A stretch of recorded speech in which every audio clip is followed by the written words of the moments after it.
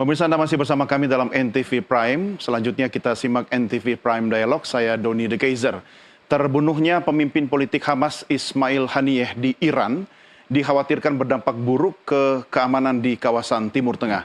Bagaimana analisisnya? Apakah Iran akan bereaksi cepat dan keras terhadap Israel yang disebut sebagai pelaku penyerangan? Pemirsa, kita akan membahas bersama narasumber yang telah kami hadirkan di studio dan juga melalui sambungan Zoom ada aktivis kemanusiaan Haikal Hasan serta narasumber lain melalui Zoom yaitu pengamat Timur Tengah Mustafa Abdurrahman yang juga seorang jurnalis serta dosen hubungan internasional Universitas Indonesia Broto Wardoyo. Babe Haikal, apa kabar? Alhamdulillah baik. Assalamualaikum, sehat ya Babe ya? Mas Doni, apa kabar? Terima kasih bersama kami. Kita sapa dulu ada Pak Mustafa Abdurrahman. Apa kabar Pak Mustafa? Apa kabar? Baik-baik. Iya, kabar baik. Mas Ito, apa kabar Mas Ito? Baik, Mas Doni. Iya, terima kasih Bapak-Bapak sudah bersama kami. Saya mau tanya dulu ke Pak Mustafa yang saat ini masih berada di Kairo, Mesir. Bagaimana respon masyarakat Kairo, khususnya Timur Tengah, terkait dengan perkembangan terkini? Ya, sangat terkejut dengan tewasnya Kepala Biro Politik Hamas Ismail Haniyeh Rabu dini hari, berkabung dan sempat unjuk rasa. Dan kalau kita lihat di tepi barat, mogok ya, toko tutup, mogok kerja hari ini ya. Dan kemarin kemudian unjuk rasa di mana-mana mengecam Israel yang dituduh dibalik tewasnya Ismail Haniyeh tersebut. Dan di Jordania malah mereka merapat ke perbatasan Israel di sana, kan Jordania Israel kan langsung perbatasan itu Pak ya, Yeah. Pak Doni. Jadi mereka ingin memaksa rame-rame di sana. Kalau tidak dicegah oleh aparat keamanan Jordania, mereka sudah mungkin sudah di depan pintu gerbang Allenby. Pintu gerbang Allenby itu adalah lintasan antara Jordan dan tepi barat ya. Jadi reaksi dari masyarakat Timur Tengah luar biasa dan sangat marah terhadap Israel. Iya, artinya reaksi ini bisa dilihat dari kekompakan masyarakat dan pemerintahan di Timur Tengah itu semua satu suara begitu ya Pak Mustafa ya. Apakah ini akan mengerucut kepada aksi yang lebih besar yang kemudian bisa memengaruhi stabilitas politik di kawasan?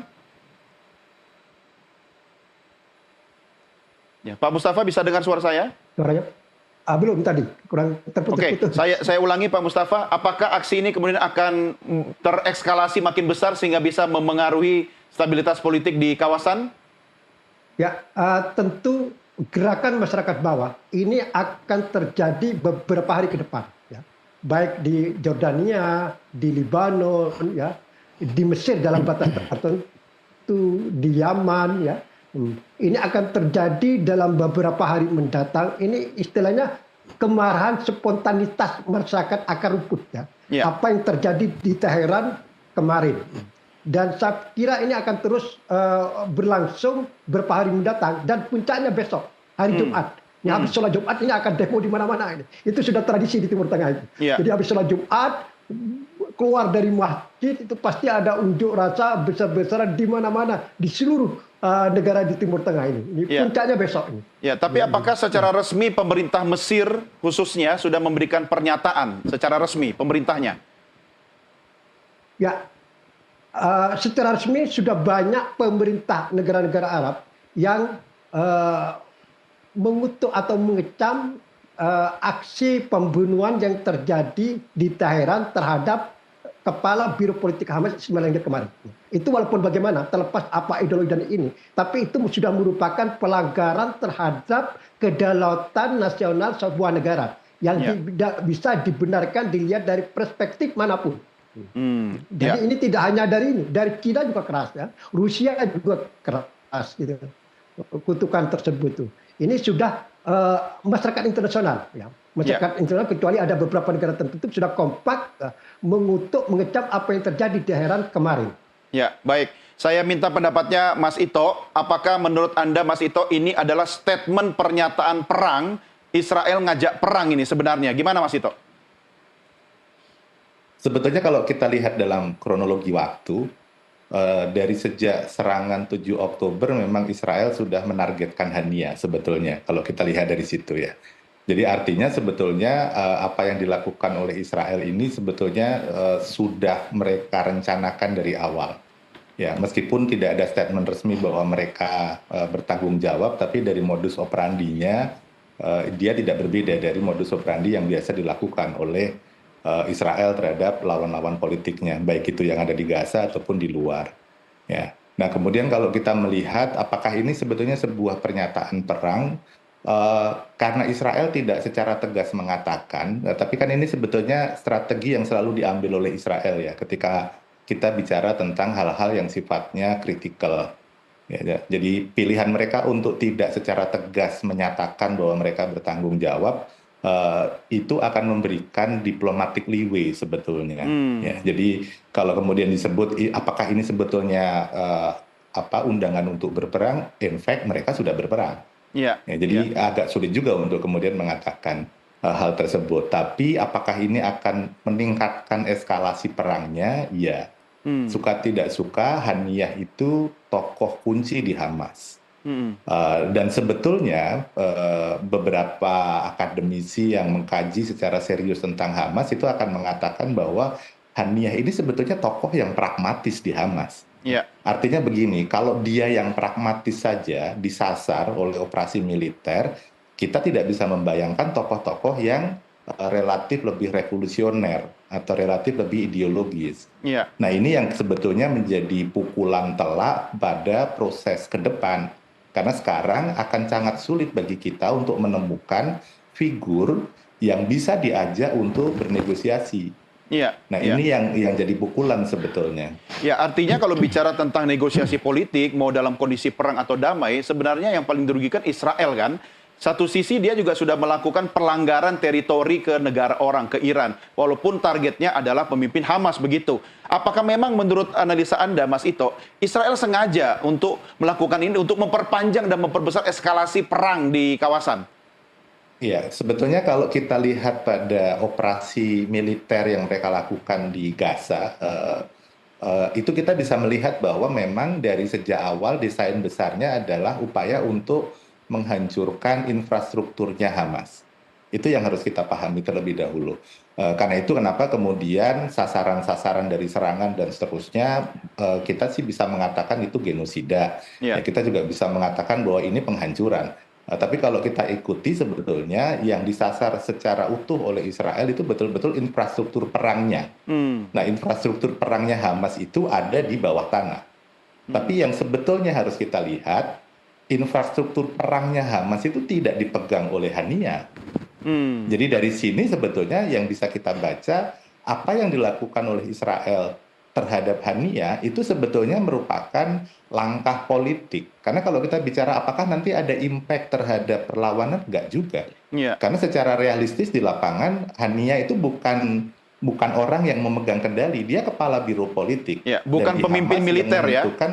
Betul, yang menentukan adalah kepala biro militernya. Tapi dia pasti akan memberikan pukulan, karena kepala biro politik itu memegang jejaring diplomatik dan juga jejaring pendanaan. Ini langkah politik Israel, tapi dengan pakai rudal ya. Menarik sekali. Saya mau tanya dulu pendapatnya Babe Haikal. Artinya setiap kita berbicara, ini seolah-olah langkah perdamaian itu semakin mundur dan makin jauh. Apa yang bisa Anda sampaikan terkait peristiwa ini? Saya sedikit berbeda dengan mungkin kebanyakan para pengamat. Tentu juga sedikit berbeda dengan tokoh perdamaian yang kemarin sedang mengupayakan, Bang JK, Pak JK. Kenapa sedikit berbeda? Saya katakan begini. Sebagai orang yang cukup lama tinggal di sana, perdamaian itu nggak ada. Wake up! Bangunlah wahai putra-putri, bangunlah wahai para penyokong perdamaian. Bukan saya pesimis, tapi memang ini karakter dan budaya serta karakteristik Israel dalam hal ini si Benyamin Netanyahu. Israel atau orang Arab? Benyamin Netanyahu. Oke ya, Benyamin Netanyahu. Perang, begitu. Dan itu tidak bisa sekaligus menjawab pertanyaan Bang Doni. Bukan seluruhnya orang Israel. Yang perlu kita ketahui begini, di Israel itu sendiri, si mesin pembunuh yang namanya Benyamin Netanyahu ini sudah banyak ditolak oleh warganya sendiri. Gitu loh. Hampir setiap hari ada demo terhadap si Benyamin Netanyahu. Masih bulan ini, di awal bulan Agustus Juli, di awal Juli atau Juni akhir itu, Menteri Kabinet Perang ya Israel Benny Gantz itu mundur karena tidak setuju dengan langkah yang diambil si Benyamin Netanyahu. Rakyat Israel sendiri mengecam tindakan si Benyamin Netanyahu. Kalau kita lihat demo-demo rakyat yang ada di Amerika, Inggris, Prancis, Eropa semua mengecam Benyamin Netanyahu. Jadi sebenarnya mengecam, dunia mengutuk, buat saya itu mohon maaf sekali ya, bullshit lah kalau tidak ada, sorry kalimatnya. Karena udah sepaneng ini. Ya, Anda pengalaman di sana ya? Iya, artinya gini, bohonglah yang namanya perdamaian itu diupayakan, bohong. Mereka tuh menginginkan menghabisi seluruh rakyat Palestina. Genosida. Genosida itu adalah yang mutlak yang akan diupayakan oleh mereka. Apapun alasannya. Apapun alasannya, mereka nggak akan berhenti. Please. Mau dibilang perdamaian apapun, sejak zaman kita masih kecil gitu loh, yang namanya PLO dihabisi oleh mereka. Nggak pernah yang namanya Israel mengupayakan perdamaian, bohong. Jadi artinya ketika tadi saya tanyakan ke Mas Ito, ini sebenarnya Israel genderang perang, itu ya wajar-wajar saja ya? Memang itu yang dilakukan kok. Betul apa yang dibilang Mas Ito, dosen Fakultas UI di Hubungan Internasional yang saya hormati, yang beliau bilang tepat. Memang ini direncanakan tuh udah lama. Dan Israel nggak pernah peduli. Siap, kenapa? Pertanyaannya, kenapa Israel sebegini beraninya gitu ya? Karena ada Amerika di belakangnya. Dunia kalau kita lihat semua pemimpin dunia mengutuk. Diketawain oleh mereka, tahu nggak? Mungkin hanya itu yang bisa dilakukan ya. Yang bisa dilakukan itu adalah, hayo stop dominasi dolar. Itu konkretnya ya? Konkretnya begitu dong. Sebelum lebih jauh ke situ, saya mau cek dulu Pak Mustafa. Ini kan artinya akan tereskalasi makin besar. Tetapi mungkin Pak Mustafa, kalau dari pengamatan Anda, itu tujuan Israel kemudian untuk memperpanjang durasi perang. Salah satunya mungkin untuk memperlama durasi kabinet perangnya Netanyahu, begitu. Tapi masyarakat internasional, melalui pengamatan Anda di Timur Tengah sendiri, apakah sudah satu suara Pak Mustafa? Karena banyak juga faksi-faksi yang kontra pada Israel, itu juga tidak satu suara, Pak Mustafa.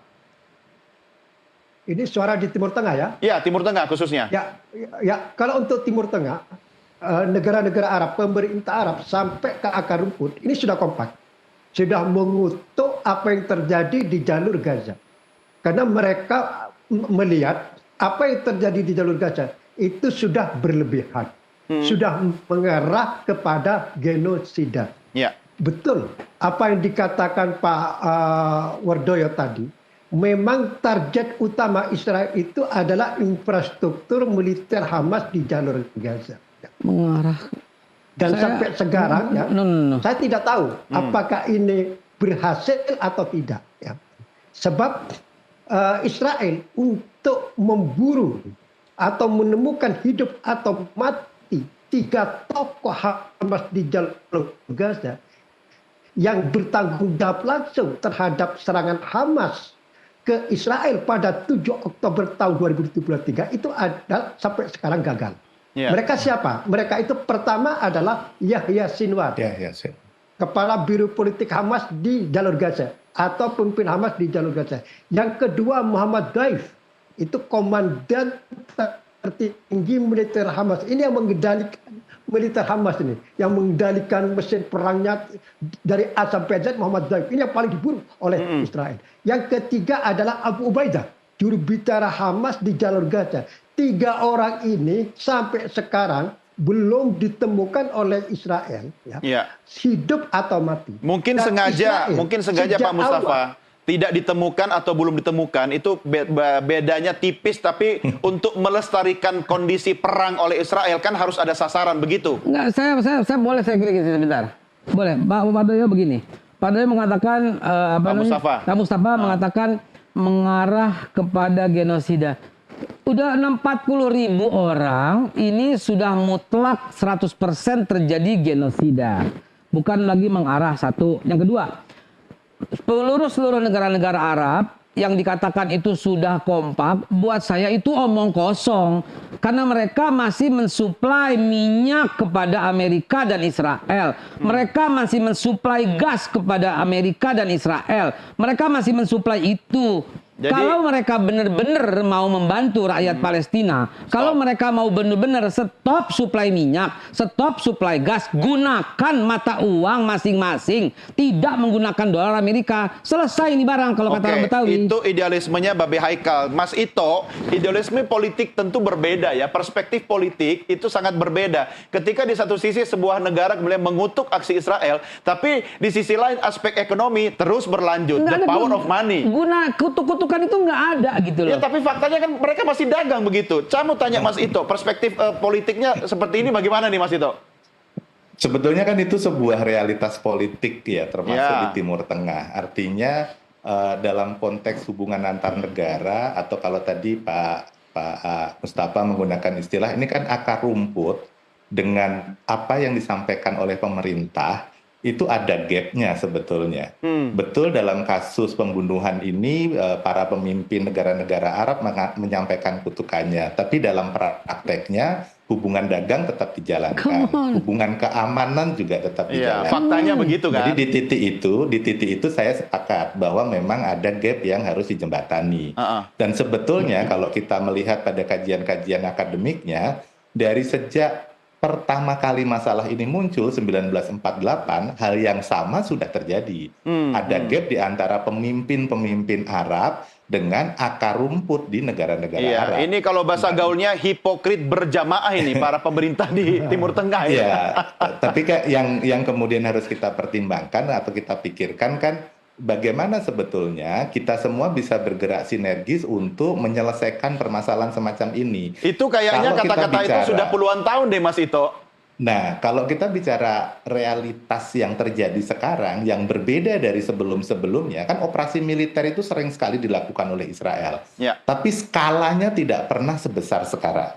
Kenapa skalanya sekarang bisa besar? Yang tadi disampaikan oleh Babe Haikal. Karena secara politik, Israel dikendalikan oleh kelompok-kelompok sayap kanan dan ultra religius.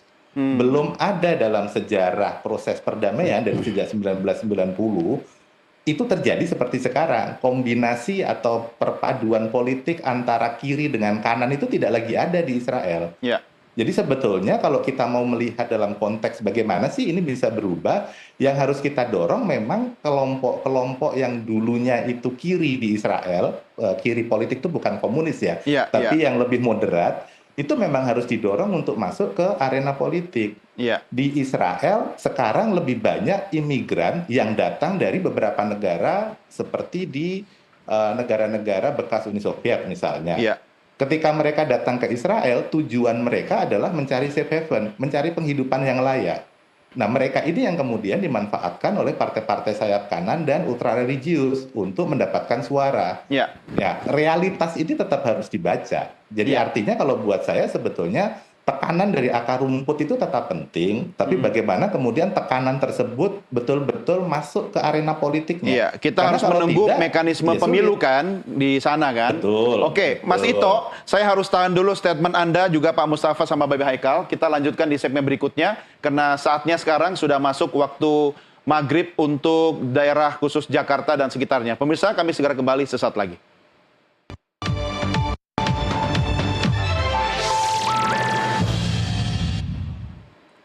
Pemirsa, terima kasih masih bersama kami. Kami ucapkan selamat menunaikan ibadah sholat maghrib bagi Anda yang berada di Jakarta dan sekitarnya. Sebelum melanjutkan diskusi, saya ajak Anda untuk menyimak pernyataan dari Presiden Joko Widodo terkait dengan tewasnya Ismail Haniyeh berikut ini.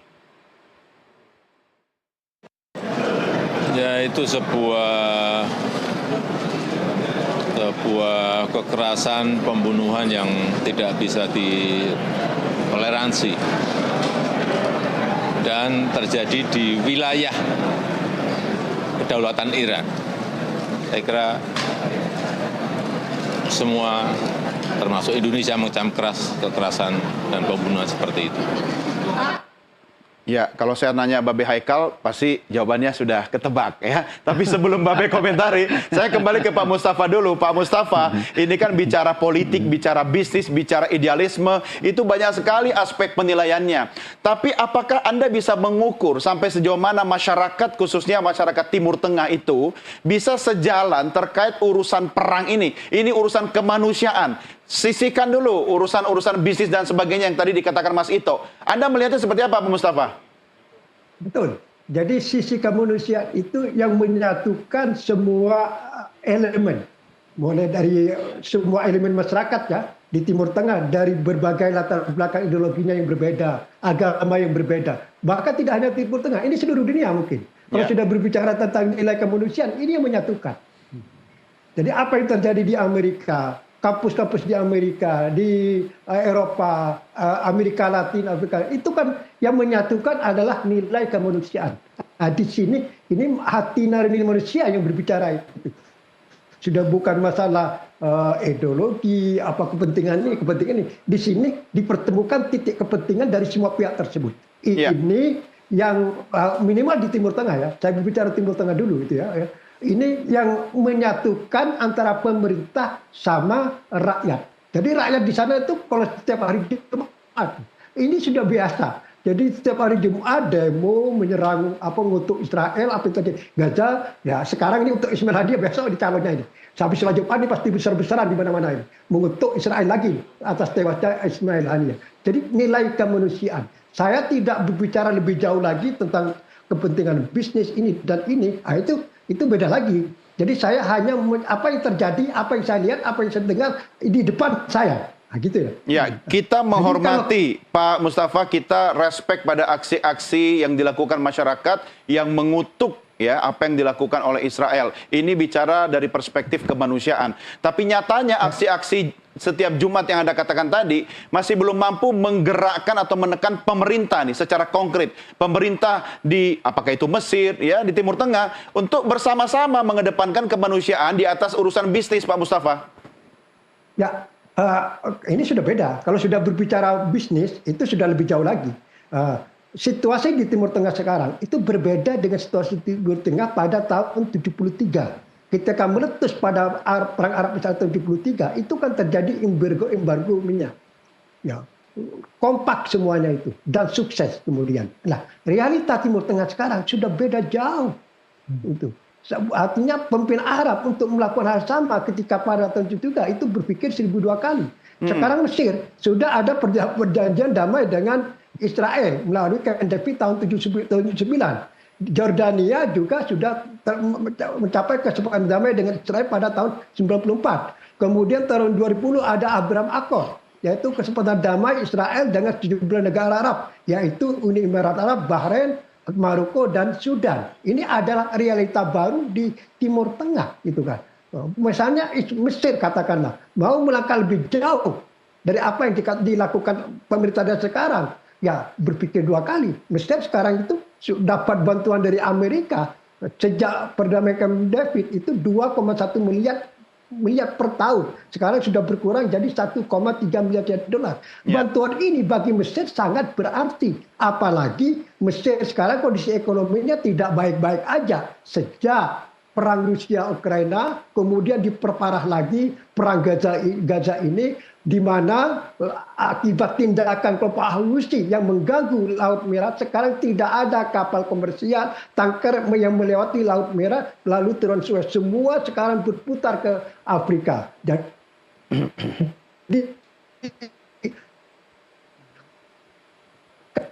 kapal yang paling parah itu adalah Mesir, di mana pendapatan terusan Suez sekarang itu sudah turun 60%. Padahal terusan Suez ini adalah salah satu pendapatan devisa andalan Mesir. Ada 4 besar pendapatan devisa di Mesir, yaitu terusan Suez, yang kedua pariwisata, yang ketiga adalah ekspor minyak dan gas, yang keempat adalah tag dari transfer gaji orang Mesir yang ada di luar. Nah, sekarang untuk terusan Suez sudah turun 60%. Pada tahun 2023 pendapatan Mesir dari terusan Suez itu sebanyak 9,3 miliar US dollar. Sekarang turun 60%, berarti sudah kurang dari 4. Ini yang memukul perekonomian Mesir. Kalau Mesir itu adalah mau bertindak lebih jauh, ya juga memikirkan rakyatnya. Oke. Gimana rakyatnya yang sekarang sudah Iya. banyak kesulitan ekonomi dan Iya. macam-macam gitu. Dari Dia sini, beda. dari sini kita bisa memahami ya kenapa kemudian pemerintah Mesir bersikap seperti itu. Karena yang diurus bukan cuma pernyataan politik, tapi juga urusan perut warganya sendiri. Karena kalau dia tidak bersikap hati-hati, dia malah didemo warganya sendiri. Mas Ito, bukankah ketika kehilangan Ismail Haniyeh, Israel sebenarnya kehilangan peluang diplomasi dalam artian ya kita bicara perdamaian. Kalau Anda setuju perdamaian, tetapi kalau melihat karakternya Benjamin Netanyahu yang tukang perang, sepertinya memang dia sengaja menargetkan itu untuk memperpanjang perang. Komentar Anda, Mas Ito?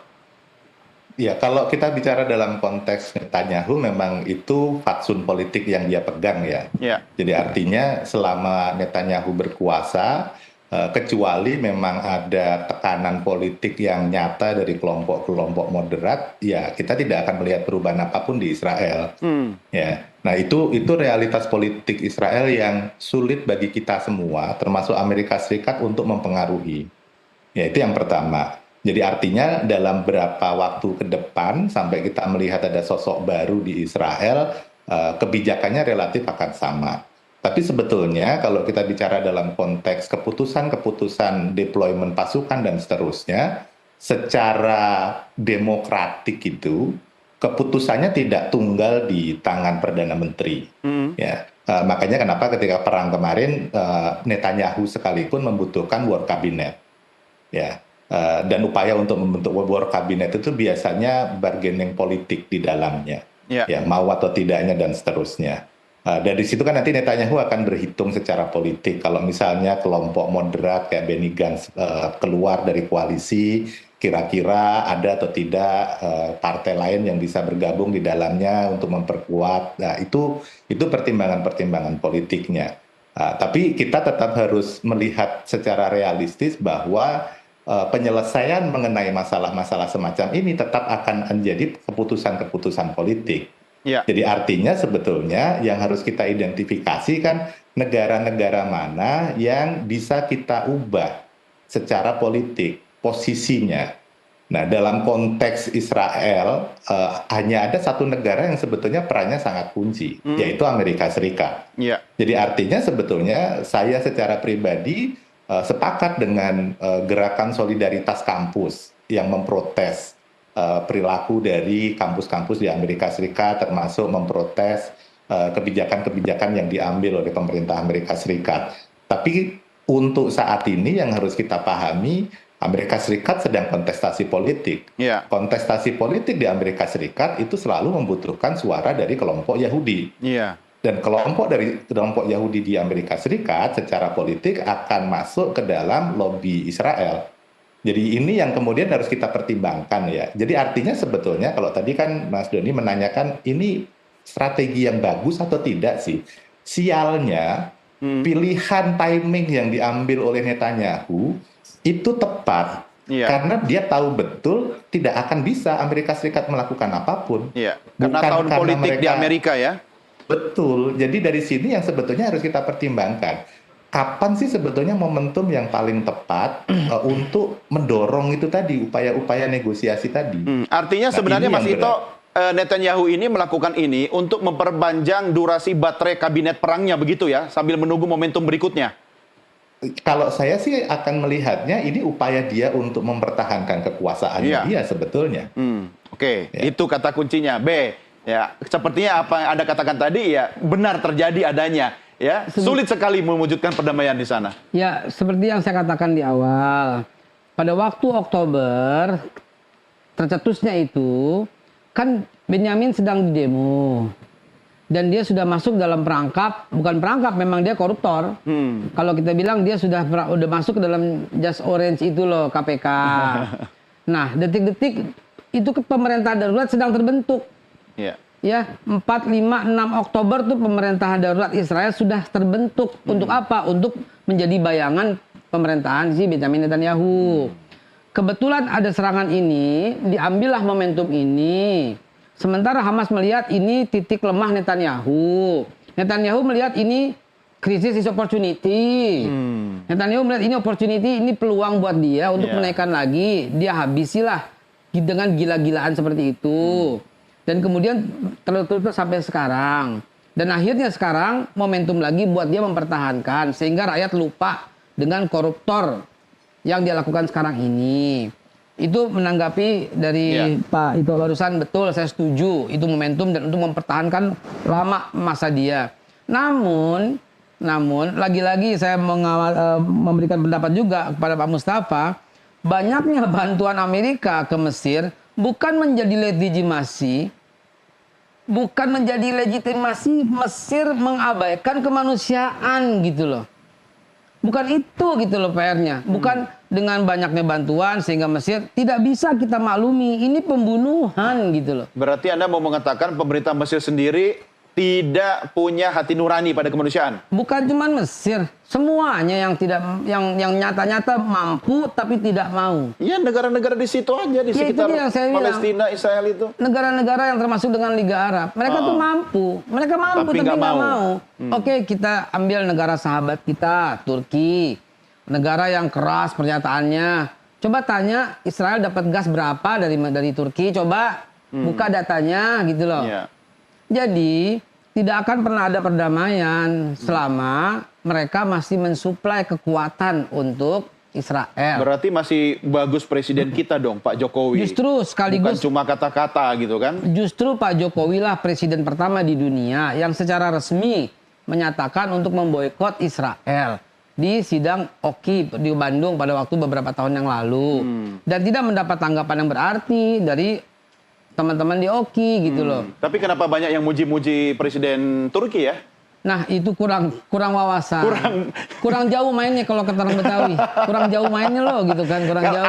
Mbak Abe aja yang kejauhan sampai di Yerusalem. jadi bukalah mata lebar-lebar gitu loh. Saya coba lihat apa yang dilakukan presiden terpilih ya Pak Prabowo Subianto dengan Menhannya coba. Berapa banyak bantuan yang telah dikirim dilakukan ke sana dan bagaimana reaksinya? Bagaimana yang dilakukan oleh Menteri Luar Negeri kita, Ibu Retno? Bagaimana dengan pernyataan Presiden Jokowi yang tadi barusan kita dengarkan? Atau ketika apapun yang terjadi responnya luar biasa. Januari ini sekaligus catatan buat semua. Januari Netanyahu mengatakan tidak ada dua state, tidak ada dua negara. Two-state solution, no ya. Artinya Netanyahu memang mau menghabisi semua. Saya menentang keras pernyataan itu sudah mengarah ke genosida. Saya menentang keras. Ini sudah terjadi genosida. Dan apa responnya Pak Jokowi? Menyatakan dengan tegas begitu loh. Dia protes keras pernyataan daripada Netanyahu. Bahwa Palestina adalah negara merdeka. Palestina adalah negara berhak. Dan two-state solution saat ini, mungkin nanti kita akan tahu ke depan, saat ini itu adalah yang untuk menyetop segala macam penjajahan. Ingat loh, konstitusi kita. Ikut serta melaksanakan ketertiban dunia. Itu konstitusi kita. Perdamaian dunia. Sekarang muji-muji Pak Jokowi. Dulu enggak. Loh, no. Bukan soal itu.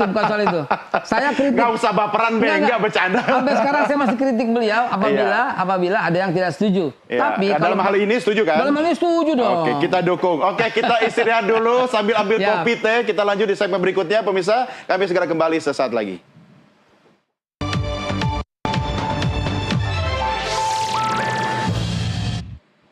Kembali bersama kami dalam NTV Prime Dialog. Kita tengah berdiskusi tentang Israel versus Hamas makin panas. Pak Mustafa, fakta yang terjadi adalah ketika kemudian solidaritas masyarakat internasional semakin menguat, khususnya masyarakat Timur Tengah, wabil khusus lagi warga Mesir. Tetapi dalam saat-saat masyarakat misalnya warga Palestina, ya itu sangat membutuhkan dukungan, itu Mesir malah nomor satu nutup perbatasannya. Bagaimana nih Pak? Seperti yang Anda katakan, tapi realisasinya faktanya kok tidak sesuai dengan apa yang terjadi. Gimana Pak Mustafa? Ya, saya ini sedikit meluruskan ya. Mesir bukan menutup perbatasan, tapi yang menutup perbatasan itu adalah Israel. Presiden Mesir Abdullah Sisi sudah berkali menegaskan, kalau ada kerjasama dengan Israel, Israel itu kooperatif, mau mendengar suara masyarakat internasional untuk membuka pintu gerbang Rafah seluas-luasnya bagi masuknya bantuan kemanusiaan, maka sama sekali tidak ada halangan bagi Mesir untuk membuka juga. Sekarang apa gunanya ya? Misalnya Mesir membuka, tapi Israel tidak membuka, ya kan percuma, tetap tertutup juga. Jadi problemnya bukan ada di Mesir. Jangan-jangan mereka janjian bersama, udah nggak usah buka aja sama-sama, biar nggak ada yang dihujat gitu. Itu terlalu sederhana itu pemikiran. Ya kadang hal sederhana itu nggak kepikiran sama kita, Pak Mustafa. Ya itu terlalu jauh lah, karena juga pemerintah Mesir juga menghadapi rakyatnya dan juga masyarakat bangsa Arab. Bagaimana citra dia kan? Ya. Gitu kan? Tapi di Mesir sendiri pemilu itu kapan sih Pak? Pemilu presiden di Mesir kapan? Tahun berapa? Kan baru 2 tahun yang lalu. Oh oke, berarti masih dalam periode kepresidenan sekarang ya? Betul. Artinya secara politik pemerintah Mesir tidak punya kepentingan, tapi harus menjaga kepentingan status quo-nya sekarang begitu? Betul, walaupun di Mesir itu adalah pemerintahan militer, tapi tetap harus menjaga hubungan dengan rakyatnya ya. Tetap harus menjaga juga termasuk bangsa Arab. Mesir secara historis ini adalah negara terbesar di dunia Arab dan ya dianggap kakak tua lah bagi bangsa Arab. Jadi dia tidak hanya melihat rakyat Mesir, tapi rakyat bangsa Arab secara keseluruhan. Jadi tanggung jawab Presiden Mesir itu juga cukup besar. Jadi tidak main-main. Sudah untuk agar tidak salah paham, karena memang ada media yang menuduh Israel Mesir juga menutup perbatasannya. Itu ada dan ya cukup kuat juga. Maka yang mendorong atau memaksa Presiden Mesir Abdul Aziz Sisi itu sering menegaskan persoalannya bukan Mesir tapi Israel yang menutup. Kalau kami pun membuka di pihak sana untuk masuk ke jalur Gaza. Ya, baik. Bahkan ya, kalau Israel itu membuka suatu saat, itu ada kelompok-kelompok ultra Yahudi ya, yang berjaga-jaga di situ itu menyetop truk-truk yang mau masuk, menghalangi mereka masuk. Jadi di sana itu berlapis-lapis, tidak hanya kebijakan pemerintah Israel yang seret, tapi juga ada relawan-relawan dari gerakan ultra radikal Israel, ya, nasionalis Israel yang juga berjaga-jaga di situ, yaitu menghambat, bikin barikade untuk menyetop truk-truk yang masuk. Ini fakta di lapangan. Ya, oke. Itu fakta di lapangan yang juga mungkin kadang tidak semua media bisa memberitakan itu ya. Mas Ito, sekarang dari posisi Iran sendiri, bagaimana prediksi Anda, analisa Anda ketika kemudian Iran satu teritorinya dilanggar sama Israel. Kedua, ini Iran ini kan sebenarnya tinggal home pimpa aja, pasti akan perang juga sama Israel ini. Anda melihatnya seperti apa? Rasa-rasanya pertimbangannya tidak akan sesederhana hal tersebut ya Mas Doni ya. Artinya begini, kalau kita melihat Iran selama ini kan selalu menggunakan pihak ketiga sebetulnya dalam upaya untuk menghadapi Israel. Kalau kita ikuti secara cermat sebetulnya dari sejak perang di Gaza itu terjadi sampai sekarang, kan kasus pembunuhannya tidak hanya terjadi terhadap Ismail Haniyah. Ya, beberapa waktu yang lalu kita mendengar beberapa tokoh kunci Iran itu juga menjadi korban. Dan kalau kita ikuti dengan lebih cermat sebetulnya tokoh-tokoh yang disasar oleh Israel itu merupakan komandan-komandan lapangan yang menentukan betul jalannya operasi. Ya, kan sebagian besar yang disasar yang ada di Syria, kemudian yang ada di Beirut. Yang memang selama ini Iran selalu menggunakan kelompok-kelompok yang ada di dua wilayah tersebut untuk berperang dengan Israel. Nah itu yang harus dipertimbangkan, itu yang pertama. Kemudian yang kedua, yang juga harus dipertimbangkan, ketika Iran waktu itu mengirimkan 300-an drone ke Israel, Israel hanya melakukan satu balasan sebetulnya. Balasannya adalah mengirimkan rudal atau melakukan serangan ke Isfahan.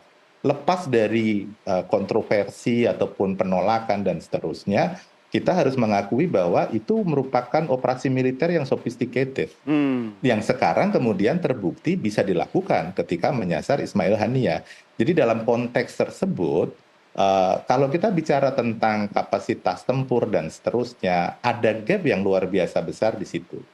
Nah, kemudian nanti yang ketiga yang juga harus dipertimbangkan oleh Iran adalah stabilitas regional. Kalau misalnya Iran terlibat di dalam konflik terbuka, apalagi melawan Israel, maka dia akan mengganggu stabilitas di kawasan. Negara-negara Arab akan ada pada posisi yang sulit. Ya, mau tidak mau kan mereka akan terseret di dalamnya. Sementara kalau mereka terseret di dalamnya, pasti nanti akan ada kaitannya dengan pasokan minyak yang terganggu dan seterusnya. Dan itu yang harus dipertimbangkan sebetulnya. Oke. Jadi kalau bagi saya sebetulnya kalkulasinya harus lebih baik ya. Artinya bukan berarti Iran tidak boleh melakukan retaliasi karena mereka punya hak untuk melakukan itu. Ya. Karena terjadi di wilayahnya kan ada intrusinya. Tapi ada opsi-opsi yang bisa mereka ambil, mulai dari mereka melakukan keberatan secara diplomatik sampai melakukan operasi militer. Kan operasi militer juga bisa terbatas, bisa yang besar. Jadi pertimbangan-pertimbangan itu yang seharusnya lebih kita perhatikan. Dan ketika nanti kita bicara dalam konteks kita di Indonesia, tentu kita juga harus mempertimbangkan hal tersebut.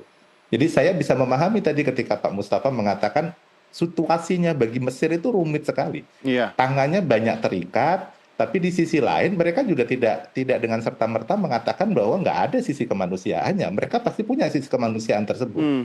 Tapi realitasnya memang sedemikian kompleks dan itu yang kadang-kadang kita yang ada di Indonesia tidak bisa melihat karena kita jauh sekali kan dari mereka kan. Iya, Sehingga iya. kita tidak ada gangguannya di kita. Sementara kalau buat orang-orang yang ada di sana, Mesir, Yordania, ada gangguannya sampai ke kehidupan keseharian mereka. Jadi Iya. dari situ sebetulnya kalau menurut saya Mas Doni. Iya, sangat nyata di sana memang. Kalau kita di sini masih bisa berdiskusi tapi dalam suasana nyaman, studio full AC ya Babe ya.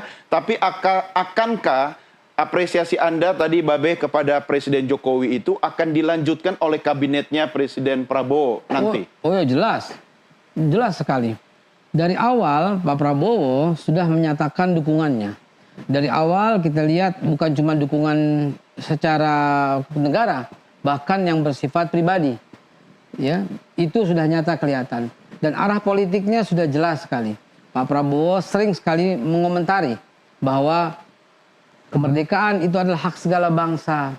Oleh karena itu penjajahan di atas ini harus dihapuskan karena tidak sesuai dengan peri kemanusiaan dan peri keadilan, kalau saya boleh mengutip amanat Undang-Undang Dasar kita. Dan beliau adalah salah satu orang yang sangat concern dengan perjuangan rakyat Palestina. Dari awal sekali. Ketika perang ini meletus, yang pertama kali melakukan beliau. Ketika di sidang-sidang, selalu dia menyinggung soal itu. Dan itu adalah yang paling berani dari semua menteri pertahanan yang ada di negara-negara lain. B, kalau kita bicara tentang kondisi Palestina kan Anda selalu ada di garda depan untuk memberikan dukungan kemanusiaan kepada Palestina, ya mengumpulkan donasi. Kalau ini kira-kira Anda akan melakukan aksi konkret apa ini terkait dengan peristiwa terkini? Sudah saya lakukan. Apa Jadi bentuknya? secara silent, ya sekarang jadi tidak silent karena ditanya. Sekarang udah ketahuan dong. Jadi Apa itu? ditanya.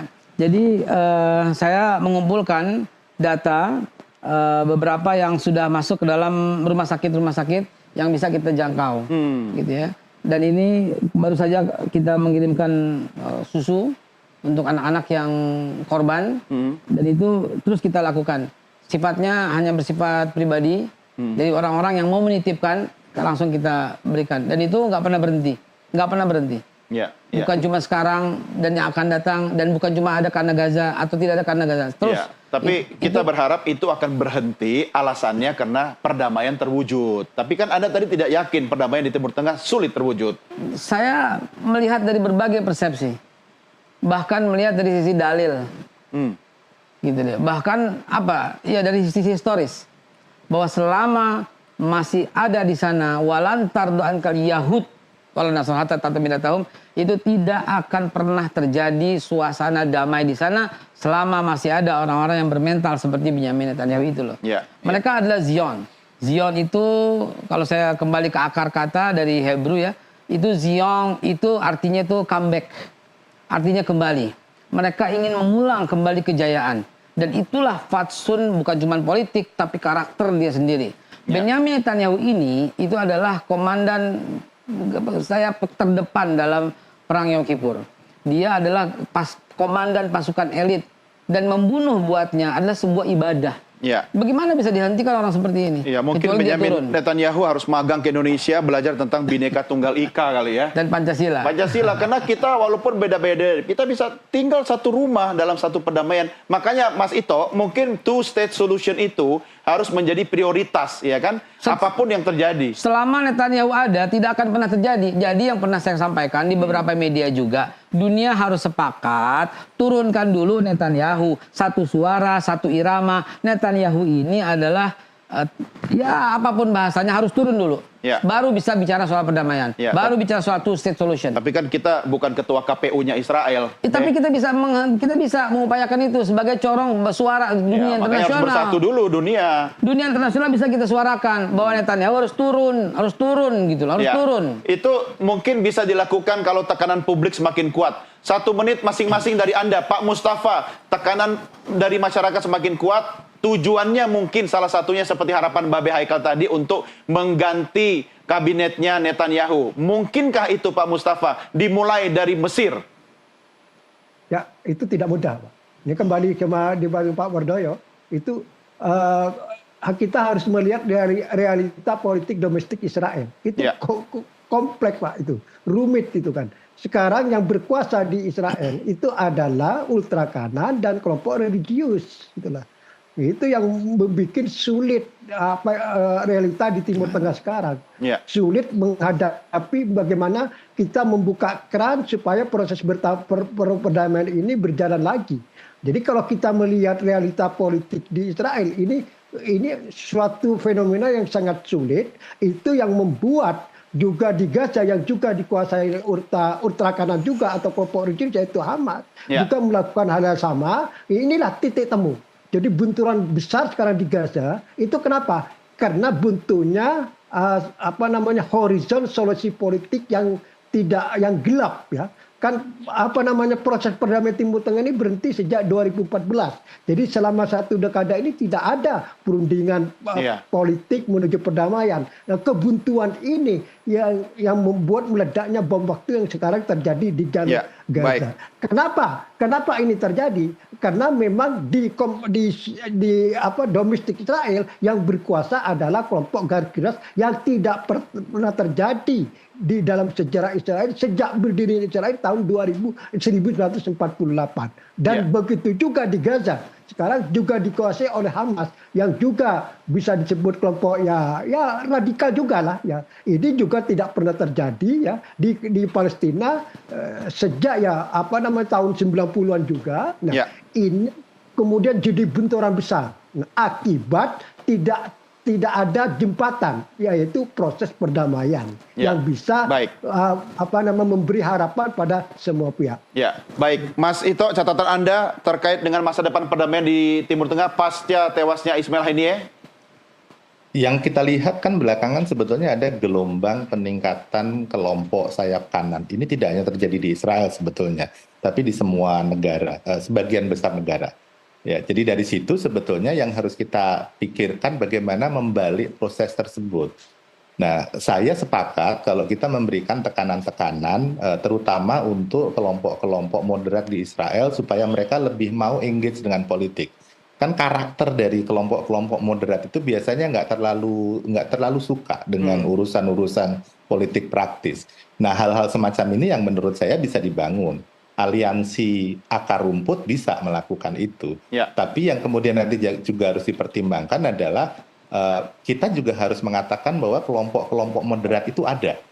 Ya, artinya kita tetap menghargai mereka. Meskipun suara politik mereka tidak cukup kuat saat ini, tapi kita bisa melakukan dorongan-dorongan. Karena kalau misalnya kita kemudian mengatakan bahwa nggak ada kok kelompok-kelompok yang moderat di Israel sekalipun, realitanya nggak seperti itu. Jadi itu sebetulnya kalau menurut saya, Mas Doni. Oke, baik. Saya masih melihat ada secercah harapan dari statementnya Mas Ito. B, apa yang bisa dilakukan pemerintah dan masyarakat Indonesia dalam waktu singkat dan konkret sekarang ini menyikapi perubahan situasi di Timur Tengah? Seiring dengan perubahan politik di Indonesia yang diiringi dengan pergantian kepemimpinan, ini saatnya dunia juga melihat Indonesia. Maka suara Indonesia cukup didengar. Dan apa yang dilakukan oleh Pak Prabowo dengan satu paket dengan Menteri Luar Negeri dan Bu Retno ya saat ini disuarakan terus. Itu konkret dan itu didengar oleh politik dunia internasional. Kita terus memberikan support kepada rakyat Palestina dan terus memberikan panas-panasin gitu loh rakyat Israel sendiri yang sudah muak dengan presiden itu sendiri. Masyarakat sendiri apa yang bisa dilakukan? Masyarakat bisa melakukan apapun yang Anda bisa lakukan melalui sosial media. Karena itu apapun yang dilakukan viral di Indonesia akan menjadi viral di dunia. Dan itu cukup memberikan tekanan. Saat ini kalau kita lihat saham-saham unggulan blue chip yang di sana Ya. itu rame-rame terjun bebas. Dan ini cukup memberikan tekanan secara ekonomi. Amerika, kalau saya tidak salah, hampir 30% anggaran pendapatan belanja negaranya juga untuk mensupport Israel. Mengapa? Karena pengusaha-pengusaha di Israel banyak sekali yang terjun bebas gara-gara urusan pemboikotan ini. Maka lakukan semua apapun yang bisa Anda lakukan demi untuk kemanusiaan. Saya tidak ngomong agama, tapi Ya, ini adalah kemanusiaan. Terjadi genosida. Dan ini pembunuhan besar-besaran yang sudah direncanakan dan tidak akan berhenti. Percayalah saya, tidak akan berhenti bagi seorang Benyamin Netanyahu. Ya, berarti untuk menghentikannya adalah menghentikan Benyamin Netanyahu kan? Yes. Oke, Babe Haikal Hasan, terima kasih bersama kami. Mas Ito, terima kasih. Pak Mustafa, terima kasih. Salam sehat, sampai jumpa di lain kesempatan. Ya, pemirsa, kami akhiri sampai di sini diskusi kita di paruh pertama NTV Prime. Jangan kemana-mana, kami masih akan terus kembali dengan beragam berita lainnya. Tetap bersama kami. Thank you, Be.